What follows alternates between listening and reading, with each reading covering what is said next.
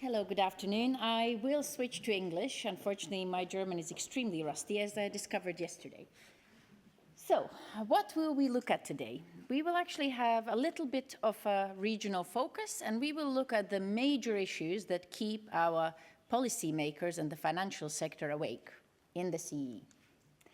So we all saw plenty of information, and it's a bit depressing when you come to an environmental conference. We all know that it's all going the wrong way, biodiversity crisis, poly crisis, etc., etc. So interestingly enough, a few years ago, one of the large big four published a report that they pulled off the website within 8 hours that said that actually climate change for the CE region will be actually net positive. So we will actually gain a lot of things. So this is another discussion about why then people are not feeling the urgency. So the definition of transition finance, we all know it's getting from A to B and figuring out, number one, the pathways, and number two, how to finance it. So the implementation is extremely important here. The conversation whether 1.5 degrees is alive or not, that's a very good question. If you ask our intelligentsia, some will argue that it's alive. Inevitable policy response from UN is one. However, most of us believe that probably we will overshoot, and quite significantly. So, of course, at the end of the day, this is about investment. You need to put the money to transition the system. So, this is some of the latest data, and of course there's disagreement about methodology, so there is space for error in this calculation. But you can actually see where we are at now, and then the investment deficit, how big it is. Of course, you can look at it and think, it's huge, we're never going to get there. But on the flip side, if you actually look at how much money there is in the system, and especially in Europe, Europeans always feel poor. But guess what? We have a lot of savings. What might help is actually pension fund reform, so that we can unleash a lot more institutional capital. In a lot of countries, this is not happening. We need to convince the Norwegian Sovereign Wealth Fund, as it's looking into unleashing its private equity wave. If it just does 10% of its current investment into private equity, or unleashes another few percent, that money is bigger than BlackRock. So in Europe, we have a lot of opportunity to plug that gap. What is the required change in financing? So of course, people are not very comfortable with change. I don't know how many of you have read The Leopard. It's an Italian book where it says that for everything to stay the same, everything needs to change. So if we want to maintain our current economic prosperity in Europe, we have a lot of work to do. Here you can see some of the key sectors where the changes are needed. Let's also be honest, these are sectors with very strong lobbying powers in Brussels and globally, which is often a little bit uncomfortable to admit, that are blocking the progress, and they have used so much disinformation. I don't know how many of you realize that actually the whole personal responsibility to take a train, not a flight, was an invention by BP, Shell, and some others who thought, how can we actually deflect and create a bit of confusion around these terms. We were invited by some very powerful actors to look at this, because they learned a lot from the disinformation campaigns of Brexit, etc. So the story gets darker. Transition financing in the EU, of course, there is a decisive role. Once you start going to more conferences, you start realizing everybody wants to mobilize private capital, right? So this is the interesting thing. So here you can see what are the accumulated needs. So the private finance will need to do the biggest lifting, and I will explain why. There is different sector pathways, and what we currently lack is credible science-based transition plans in the corporate sector. So actually the private companies are not doing their job properly. So I know we heard that, a lot of stories from this conference and others where people will try to convince you that they're integrating climate risk and things are happening, but the money is not shifting. So major transition obstacles that are perceived by these companies, here you can see some. So it's availability of finance. Well, there's a good question about whether it's availability of finance or lack of very good projects and the policy incentives that enable these projects. One major concern, especially in the CE region, is the lack of good talent. So we have a lot of net out-migration from the CE countries. That's because smart people potentially want more international environments, they speak multiple languages, and they can earn more money, et cetera, et cetera. It's also a difficulty of a fragmented market. For you to scale up from, let's say, I'm originally Latvian. From Latvia, even the 3 Baltic states don't speak the same language, the laws are different, the bureaucracy is different. So that prevents, that is the local competitiveness obstacle. Uncertainty about future. So this is something very interesting. While there's a very interesting study from Harvard that says that Americans all think that they're doing much better than they are and that the future is bright. On flip side, that same research shows that Europeans are quite pessimistic. They think that the future is going to be worse for ourselves and for our children. So that is a little bit bad for feeling that we should invest and feel bright about the future. Energy costs, we have major issues with energy costs after, of course, Ukraine invasion, and labor market regulations are really key. We talk here about environment, but the environment has a very large social dimension, and we definitely shouldn't forget about it. Vanishing advantage of cheap energy and labor. So historically, what has delivered so much prosperity to the world economy has been cheap labor and cheap energy.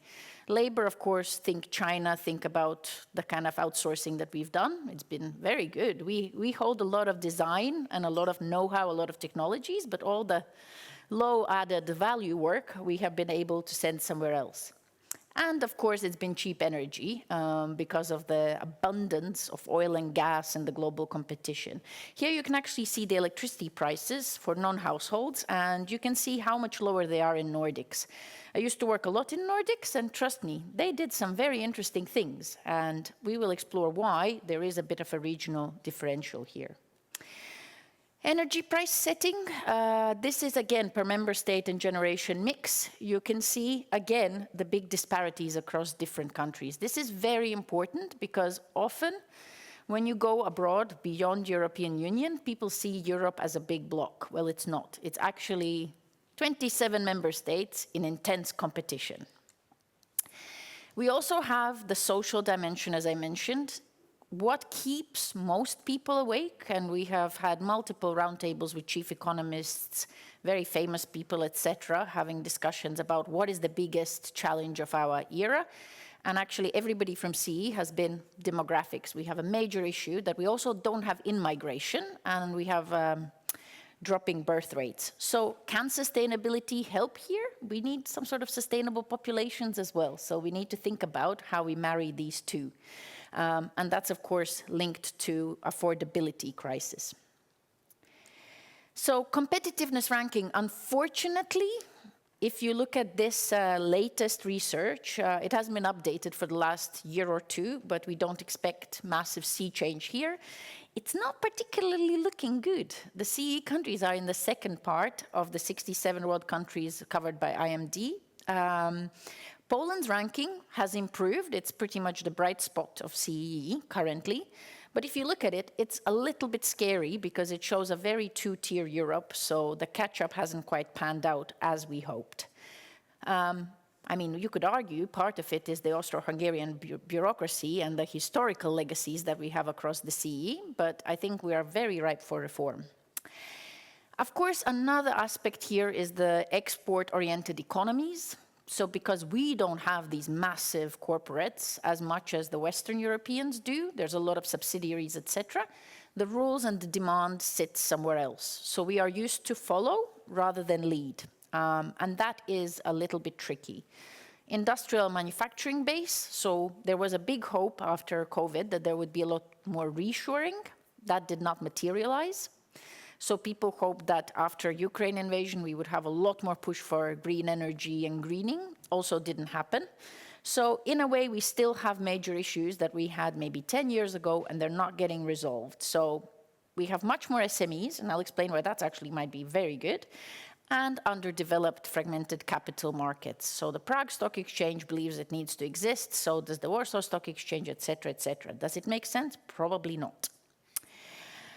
Transition knowledge-based economy. So this is the future. We did that study maybe a few years ago also for Norway, where we showed that Norway is actually, without its sovereign wealth fund, it's kaput.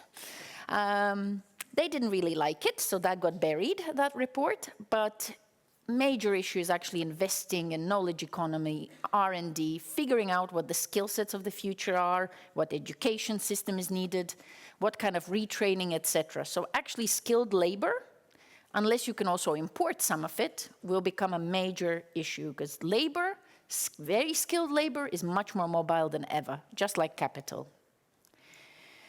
Public debt levels. So why I'm bringing this up, when we talk about transition finance, so as I said, transition, well, you probably should either redirect capital or improve the investment landscape into the green.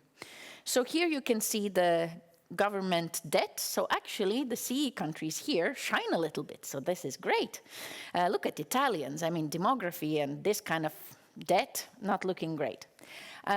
So this actually could be used potentially to address the historical underinvestment, because we have had many decades with underinvestment. So we were catching up over the last 30 years.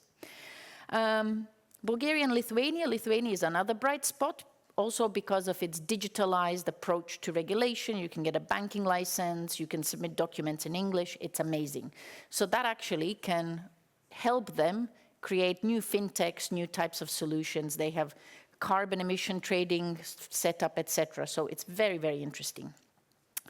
Reported transition investments, and tomorrow you'll probably hear more about this, but from the EU Platform on Sustainable Finance, we had a very exciting report. Bertrand over there is one of the authors.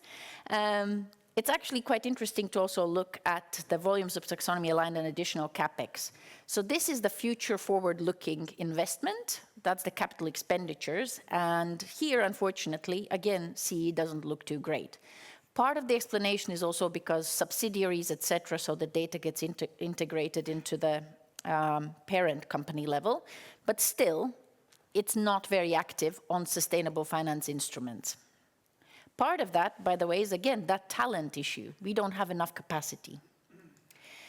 So what are the transitions, risks, and opportunities, just to wrap up? So number one, transition finance and transition has not been set as a big political priority for the governments.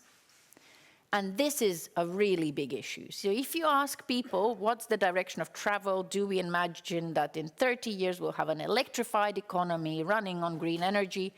In Denmark, they will say, yeah.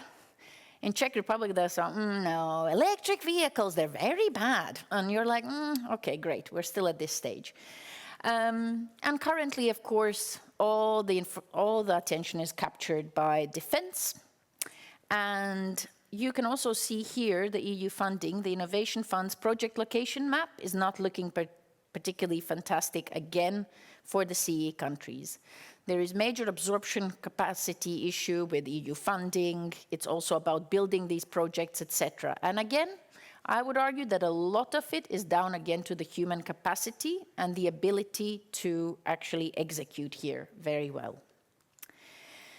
Here, there's the risk of two-speed Europe. Unfortunately, we're not catching up as fast, and recently we are seeing again slowdown and potential divergence.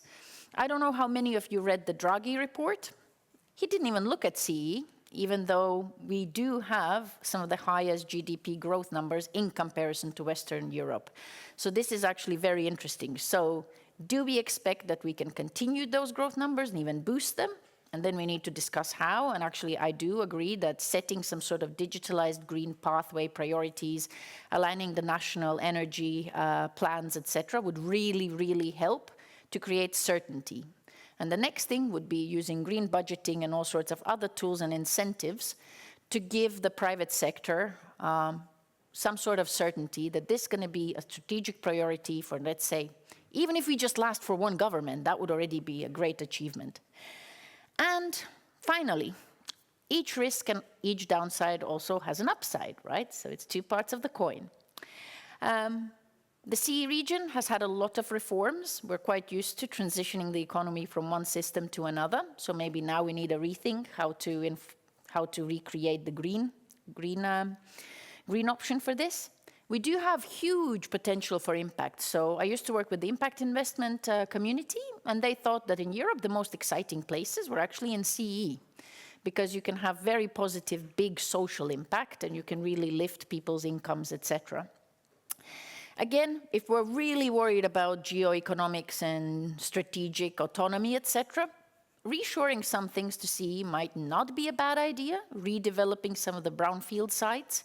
There's some very exciting things happening in some countries where large companies are building and creating projects how to use old facilities or brownfield sites and build new types of industrial complexes for the future that have kindergartens, hotels, restaurants. So they're actually livable, beautiful spaces, also with a biodiversity impact measurement.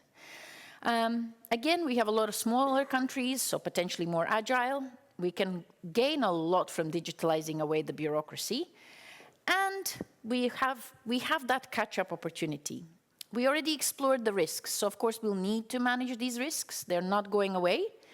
But to be honest, we know them very well. And one thing that we would like to encourage is actually people coming together and building joint positions to lobby for positive change towards the government. You can see positive examples of that in the UK, in Denmark, even in Sweden. In the CE region, we have not yet seen multiple sectors, multiple actor groups coming together and pushing for one united message. Because once you're in the news every week, the government listens. They don't like that. So that's it from me. And next week we have a conference, so you're welcome to join it online, and both you can email us and come in person. And get in touch if you want any additional information, or we can send you some interesting studies. Thank you very much.